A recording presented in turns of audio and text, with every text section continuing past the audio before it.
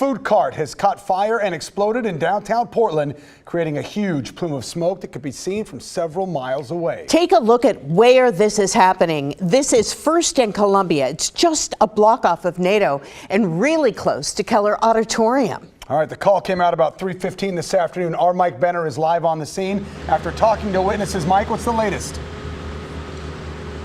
Well, hey there, Chris. Let's start out with the good news. It really does appear that firefighters are getting a handle on this big mess in downtown Portland. As you mentioned, this is all unfolding on Columbia between 1st and 2nd. As my photographer pushes in, just beyond that white food cart is the food cart that really started this whole fire. We understand that the food cart operators, according to fire officials, were feeding a generator with gasoline when some of the vapors caught what's being described as an ignition source, and then this fire started.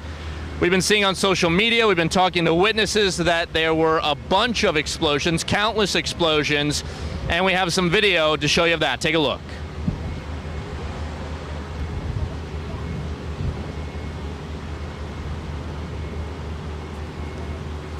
Pretty remarkable video there. Now, a lot of the witnesses thought those were propane tanks that were exploding, but in the end, they were not. Fire officials say it was more like PAM, bottles of PAM that these food cart operators were using to, cook food and whatnot. Anyhow, we understand that there were 2 food carts that were damaged, as well as almost a dozen vehicles in this parking lot off Columbia between Southwest 1st and 2nd. Some more good news to pass along.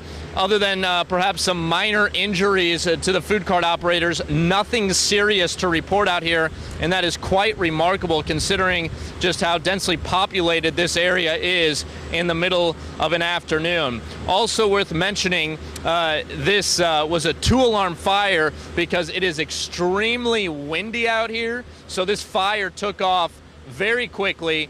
Very concerning to first responders, but again, nothing more than a couple of minor injuries. For the last half hour or so, we've been talking to a bunch of witnesses. We've been talking to fire officials. We've been getting a bunch of videos. We're going to put that all together and have another report coming up on KGW News at 5. For now, though, Tracy and Chris, I'll send it back to you in the studio.